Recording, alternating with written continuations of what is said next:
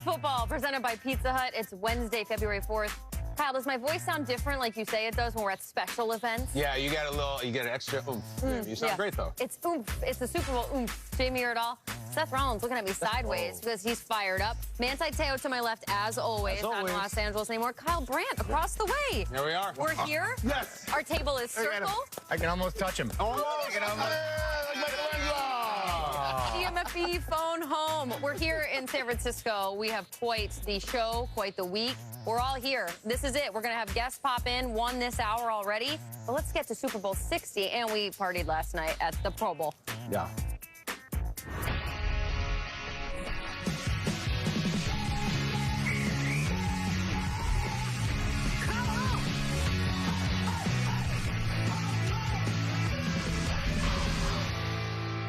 Welcome to Good Morning Football, presented by Pizza Hut.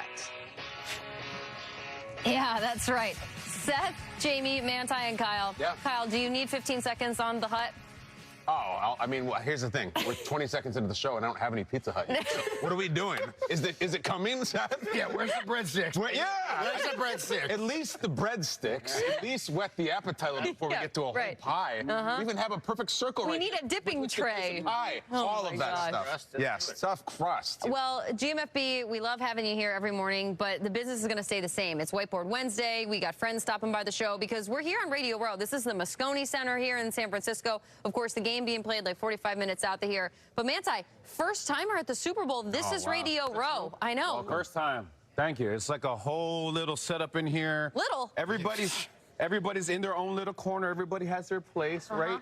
But we have the best place. Yeah, we do. It's a Good Morning Football.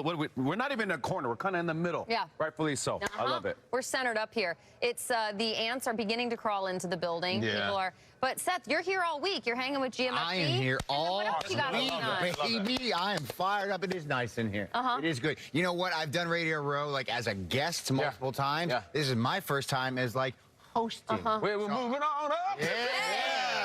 That man bun is going to be here all week long. Jamie, Go ahead. my first Radio Row was the David Tyree helmet catch. This is when I sound like 90 years old. Patriots, Giants. And I have I have a love-hate with this place. So the love is I walk around here in the morning. It is an ungodly time right now. It's still night outside. I love these East Coast FM radio shows who are here, not only here, they're screaming about, we got to get Hunter Henry more involved in the screen game early. Like, they're talking ball because there's a lot of Boston shows here. And it's so cool, and it's something old-fashioned about it. Just doing FM radio, and then we get to the local car delivery place, the car dealership. I really like it. The other part of it is, like, in a few days, it's going to be absolutely insufferable in here. It's going to be hot, gross. And my favorite part, Seth, is, like, on Friday afternoon, someone from the league or some will come out and put, like, a tray of sandwiches, and it's like a stampede of buffalo. You can hear the ground shaking just for people. It's hilarious. So we're here. We're on the row. And we'll be high and mighty up here at our circle table with the pizza in the middle of it. Okay? Damn right. Yeah, and we'll say, stay back. It's our Pizza Hut. Jane Slater and Stacey Dales are with us here on GMFB. Like I said, game practices, team hotels, they're all happening south of San Francisco, closer to Santa Clara. Jane Slater, Stacey Dales, welcome in. Jane, once again, we check in on the Patriots. We chatted the last couple of days, but now it's Wednesday, and Drake May and the team, I assume, are returning to practice? They are returning to practice, but not before they were caught out late night by some fans. Now, this is a lot more wholesome than what it sounds and something you'd expect when you hear of Drake May and Travion Henderson. They were caught at an In-N-Out burger, and as Henderson told me, they were literally in and out when this thing went viral. I asked Henderson about the reaction from fans seeing a starting quarterback and the running back out together, and he laughed, saying people just grabbed the quick snaps as they walked out. He told me, you know, people forget we're human. You got to eat. You got to go to the grocery store. You might see me somewhere you don't expect. He added his go-to order is the double cheeseburger, and he loves the cups and packaging that include the Bible verses. So that's what draws him there. Now to football and that run game, though. You know, we've seen Drake May scramble this season, but he said this week he wants his style to stay rooted in the passing game. Using his legs, ridiculous, but it absolutely works, Dales. Oh, no question. Hey, I'm not mad at them for some In-N-Out burger. I don't think the Seahawks were going about it that way, but I'll take a double-double. I'll take some animal-style fries. I don't have a problem with that. And you know what, Jane? The Seahawks don't have a problem with Sam Darnold, and they haven't all season, despite 20 giveaways, which led the league. He hasn't had a turnover here in the playoffs. He has been brilliant. We saw him perform brilliantly in the NFC. Taken all that experience, and he's brought it into a quarterback that the team respects, the team trusts, and he's able to channel that. I mentioned his efficiency, the 122 passer rating, which is basically quarterback efficiency. Andrew Janocko, his quarterback's coach, told me what they've harped on, very simply put, is taking what the defense gives you, don't make bad plays worse, and ultimately understand when to play hero ball versus going through your progression. Sam has done all of that. They are riding him into this thing, and they're going to be wrestling with the Patriots 60 victory on Sunday. Okay, Dales, I see what you did there. Jane, thank you so much for making us hungry already this morning. But I'm glad those guys get some of that West Coast experience ahead of Super Bowl 60. The Patriots and the Seahawks, guys, we were at the Pro Bowl last night, of course. We're hanging around some of the best players in the league. And it's an overwhelming takeaway, as I sit next to Manti Te'o every day, is that there's some guys who are just like defensive guys. Yes. And Mike Vrabel and Mike McDonald are those guys. Oh, okay. The Patriots and the Seahawks are giving up the fewest and third fewest points, respectively, this postseason. Both head coaches talked about their team's defensive performances to help them get to this point. It takes a leap of faith to really buy in and stick to the process of what we're trying to achieve. And I'm thinking of a meeting we had, and actually, ironically enough, going into our San Francisco game here last year, and we made a kind of a pact with each other, like we're going to be a great defense no matter what it takes. And they bought in, and it didn't happen overnight. Excuse me. But that's the type of stuff and the dedication it takes, moving in the same direction to actually make this thing come to life. Teams that want to be here, talked about the ones that are playing the best football late are the ones that are usually in the playoffs, and that continues to happen. So I give them a lot of credit defensively for what they've done, and we'll need our best effort on Sunday in order to help us win the football game.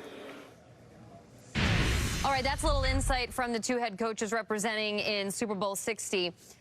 Kyle, you're reaching for your whiteboard, and rightfully so. And now, listen, we're going to do an exercise. It's a one-word to describe Super Bowl 60 exercise. But, guys, this isn't like Fallon passwords. Use more words. Just tell us your first word and then go on to explain yourself. Don't just look at the camera and say your one word and say intense. And then hopefully we understand what you mean, okay? Manti, so go ahead. So when I think of Boston area, when I think of Seattle, they're known for good football teams, but they're also known for some good chowder. Yeah. Right? And when you cook some chowder, it's got to simmer a little bit. And it reminds me a little bit of this game, guys, with the defenses that they got. It's going to be head-to-head, but then something's going to happen, I think, on the special team side of the ball that's going to have this thing boil over. A lot has been talked about with Rashid Shaheed and what he's been able to do. But, guys, Marcus Jones, he's the AP All-Pro guy. Like, he's second team. That guy does things on the special teams for the Patriots.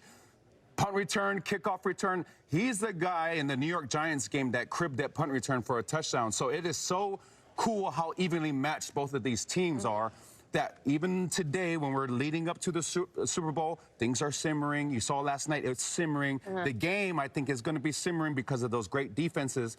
And then look for that special team, somebody on a special teams from the Seahawks or the Pats to have this thing start boiling over, James. Great call, Manti. There has never been a punt return touchdown in Super Bowl history. There has only ever been one player that has had the opening kickoff touchdown in Super Bowl history. Yes. Seth, I know you know, and I know we're going to talk about it later, so I won't even say his All right, we won't spoil How do you it. not win that game if you return the opening Opening kickoff? kickoff. And it was raining, and Peyton couldn't throw?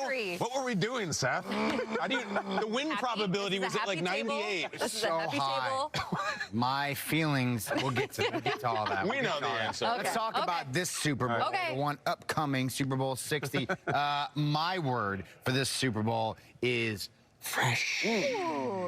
Fresh. And I just feel like this season has been fresh, man. It doesn't feel like we're rehashing. I mean, look, a lot of that has to do, Chiefs aren't in it. Yeah. Mahomes is out. But we got two first-time quarterbacks going head-to-head in the Super Bowl. That is a transitional year for the NFL, but it feels like there are new stars really emerging on both sides of the ball and throughout the entire season. I feel like it's going to culminate Super Bowl 60 on Sunday, and we're going to get a new Super Bowl champion. Obviously, this is a rematch from, years ago, but these aren't the same teams. Fresh. This doesn't, it feels different, right? It just feels like a new season.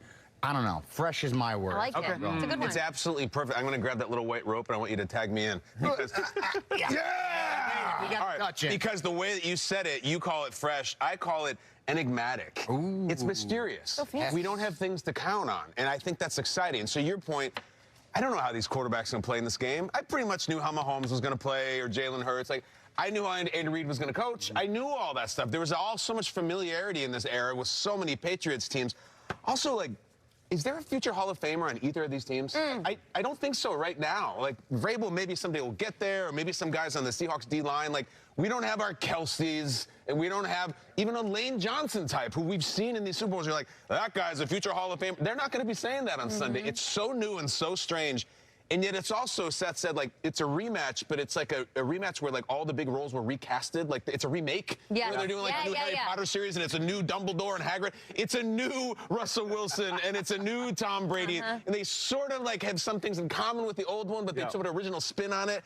But enigmatic is mysterious. Like, is this game going to be great, or is this going to be a slog? I don't know. I don't know if the new series is going to be good, but, like, you tune in for a couple episodes, and then you start looking at your phone and stuff. If it's not, you got to get our attention fast. I would love a punt return touchdown. I would love another overtime game. What I would not love is a 31-9 game. We don't want any of that, and I hope we don't get it. To double down on that, in the remake category of great films we've seen before, Go on.